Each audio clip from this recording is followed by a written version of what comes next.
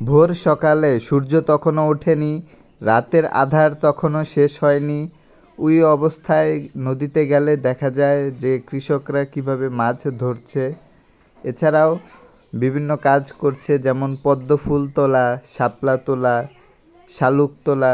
এছাড়াও বিভিন্ন রকমের ফল ফসলাদি চাষ করে সেগুলো বীজ বপন করা বা উত্তোলন করে নদী থেকে ধুয়ে বাজারজাত করার জন্য সেগুলোকে তৈরি করার বিভিন্ন উপায় দেখা যায় এবং বিভিন্ন কিছুই জ্ঞান সম্পর্কে ধারণা পাওয়া যায়।